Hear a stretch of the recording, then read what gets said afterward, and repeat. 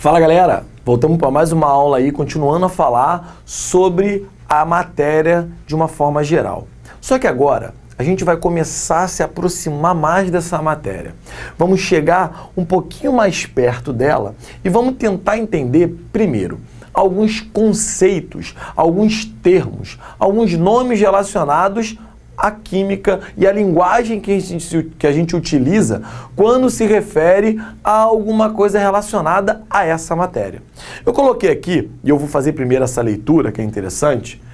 Eu digo o seguinte: fórmula é a representação gráfica da molécula de uma substância química em que são utilizados os símbolos dos elementos químicos e os índices numéricos, que indicam o número de átomos. Reparem o seguinte, reparem que dentro desse pequeno texto eu me utilizei de várias palavras, estão todas relacionadas umas às outras. Eu tenho fórmula, molécula, substância química, elementos químicos e átomos.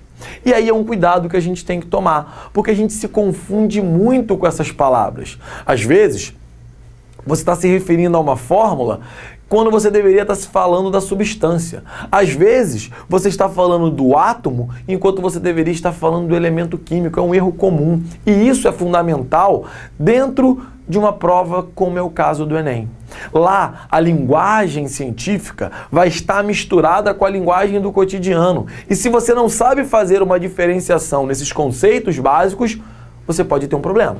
E isso não é muito certo. Isso não vai dar muito certo na hora de você resolver essas questões de uma forma geral. Então vamos fazer o seguinte, vamos começar primeiro tentar entender um pouquinho cada um desses temas. Comecei aqui falando sobre os elementos químicos. E aí aqui eu coloquei o seguinte: os elementos químicos, eles são representados por símbolos. Coloquei até alguns exemplos, esses são apenas alguns, existem vários. H, o hidrogênio, He, o hélio, C, carbono, Mg, magnésio, Al, alumínio, Ca, cálcio, S, enxofre e Na, sódio. O elemento, gente, ele é uma mistura de átomos relacionados. Então eu tenho o elemento químico representado por átomos que se encontram na natureza. Quando eu falo do elemento químico, esse elemento químico tem um símbolo. Símbolo esse representado por uma ou duas letras. Como, por exemplo, o hidrogênio e o hélio. Uma letra no hidrogênio, duas letras no hélio. Na hora de você escrever o símbolo, você tem que tomar cuidado. Ele não é simplesmente uma escrita comum. Ele é um símbolo químico, ele é um símbolo científico. E daí você tem que ter muito cuidado na hora de você colocar o nome do elemento relacionado a esse símbolo. Então, por exemplo, hidrogênio. O símbolo do hidrogênio é um H maiúsculo. Eu não posso colocar o H minúsculo, por exemplo. Está errado. Eu não estaria me referindo ao elemento químico hidrogênio. No caso de elementos que têm duas letras, eu tenho um cuidado. Por exemplo, no caso do hélio, que eu coloquei aqui. Reparem que no símbolo eu tenho o H maiúsculo e o E minúsculo. Quando eu tenho o símbolo de um elemento químico representado com duas ou mais letras, eu tenho que colocar a primeira maiúscula e a seguinte minúscula. Eu não posso colocar as duas maiúsculas nem as duas minúsculas. Isso parece simples, mas isso é extremamente fundamental dentro de um conceito tão importante como o de elementos químicos.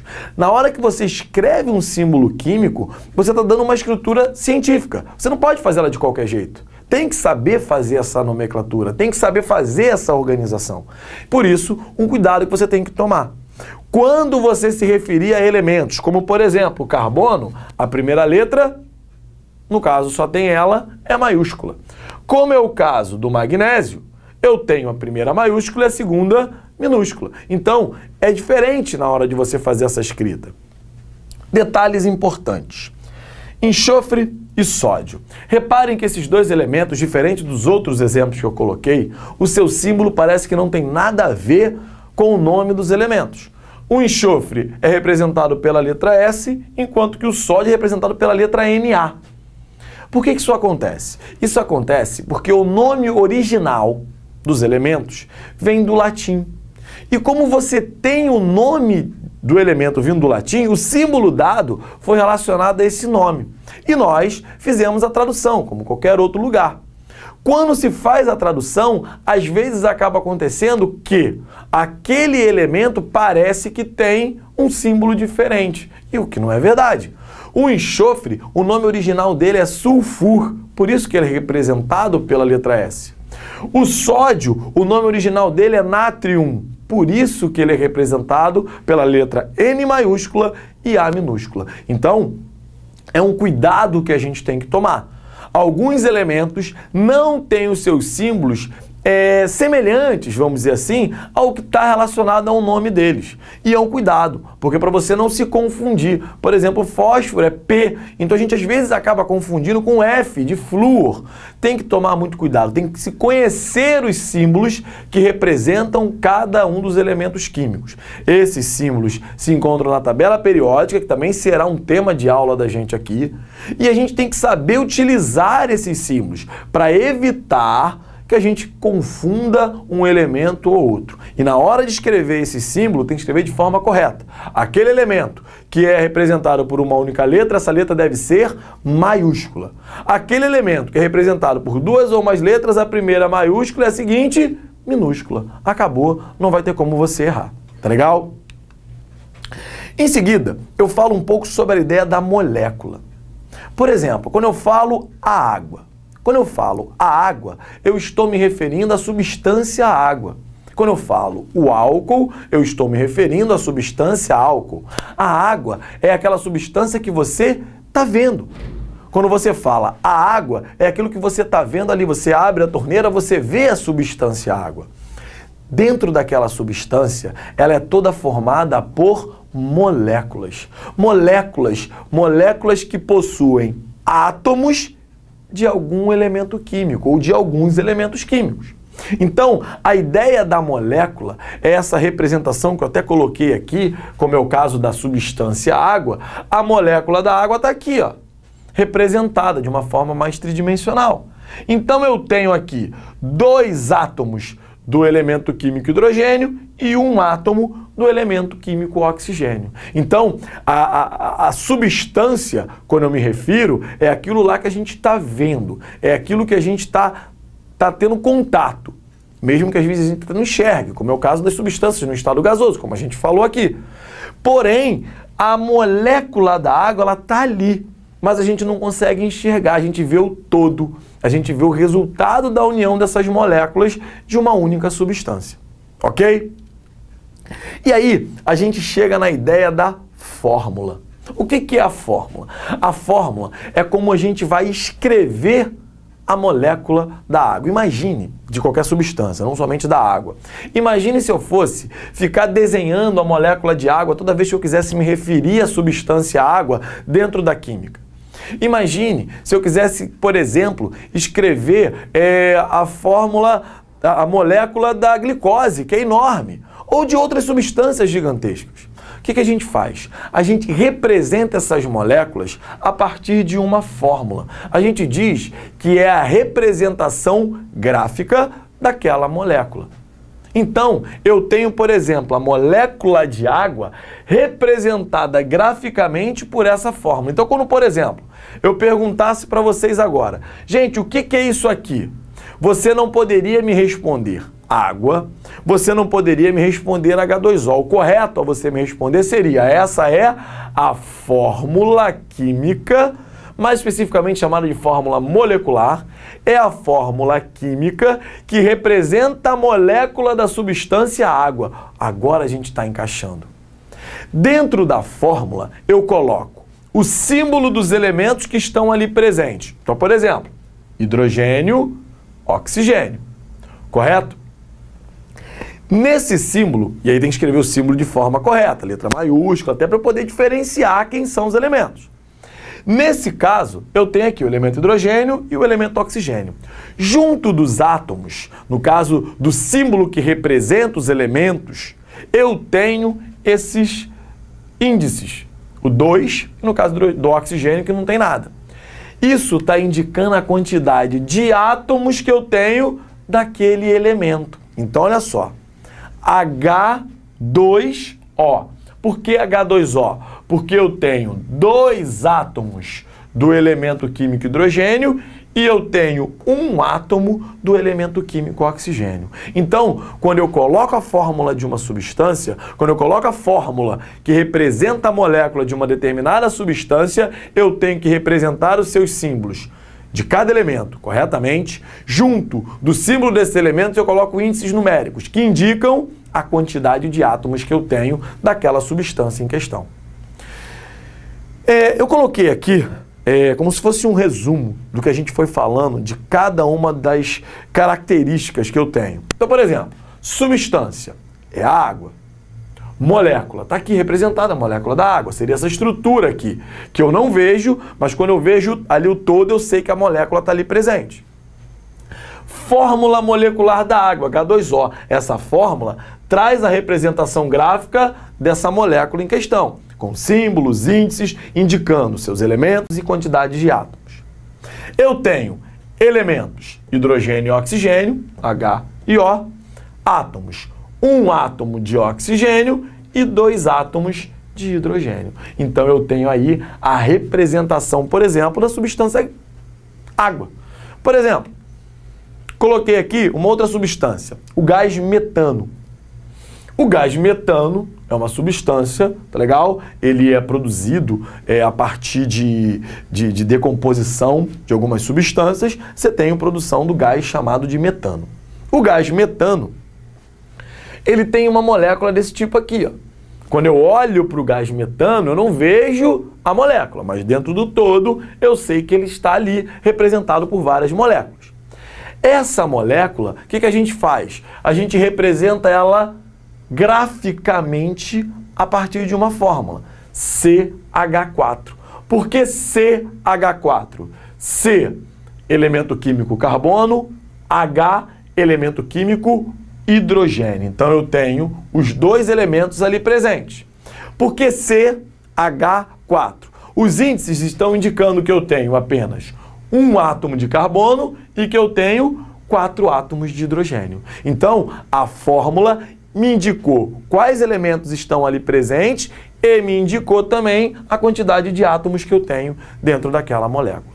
Então, gente, quando eu tenho uma fórmula química, eu tenho que identificar os elementos e as suas quantidades de átomos, como por exemplo aqui na fórmula da glicose. Quando eu olho para a fórmula da glicose, eu tenho o elemento carbono, o elemento hidrogênio e o elemento oxigênio, representados aqui por uma quantidade de átomos. 6 átomos de carbono, 12 átomos de hidrogênio e 6 átomos de oxigênio. Então, a fórmula me traz essa informação. Eu não preciso ter a molécula de glicose aqui para eu saber qual é a quantidade de átomos e quais são os elementos presentes ali. Coloquei aqui uma substância. Na verdade, eu coloquei aqui a fórmula de uma substância. Olha só, a fórmula da substância ácido sulfúrico. Aqui está representada essa substância, a fórmula dessa substância. Quando eu olho para a fórmula dessa substância, eu tenho 3 elementos. Eu tenho o elemento hidrogênio, eu tenho o elemento enxofre e eu tenho o elemento oxigênio. Sei porque aqui estão representados os símbolos de cada um dos elementos. Beleza. Agora eu vou observar os índices, ó, o 2, o 1 e o 4. O 2 indica que eu tenho 2 átomos do elemento químico hidrogênio. Aqui, como não tem índice numérico, na verdade é porque é 1. 1 átomo do elemento químico enxofre. E por último, eu tenho 4 aqui. O 4 indicando que eu tenho 4 átomos do elemento químico oxigênio. Então, gente, quando eu olho para a fórmula de uma substância, eu tenho condições de saber quais são os elementos que formam essa substância e também saber qual é a quantidade de átomos que eu tenho de cada uma dessas substâncias. Tá legal? Bem, então continuando, a gente vai agora fazer exercícios relacionados a essa parte que a gente falou sobre fórmula, molécula, átomo, elementos. Vamos ver aqui o seguinte. Exercício número 1. O consumidor compulsivo não resiste ao impulso das compras. Trata-se de um problema crônico e está relacionado a alterações do nível de serotonina. Substância de fórmula molecular C10H12ON2. Ela é um neurotransmissor que existe naturalmente no cérebro e leva a mensagem química de uma célula nervosa a outra. Está associada a transtornos de humor. Aí agora vem a questão que ele está querendo formular aqui. O número de elementos e o número de átomos, respectivamente, nessa substância é igual a... Para isso, eu tenho que analisar a fórmula dessa substância. Fórmula C10H12ON2. Beleza. Elementos ali presentes. Eu tenho 4 símbolos. Isso significa que eu tenho 4 elementos. O carbono, o hidrogênio, o oxigênio e o nitrogênio. Beleza. Já sei quais são os elementos. E sei quantos são. 4. Como saber quantos átomos eu tenho? Pelos índices numéricos. Eu tenho 10 átomos de carbono, 12 átomos de hidrogênio, 1 átomo de oxigênio e 2 átomos de nitrogênio.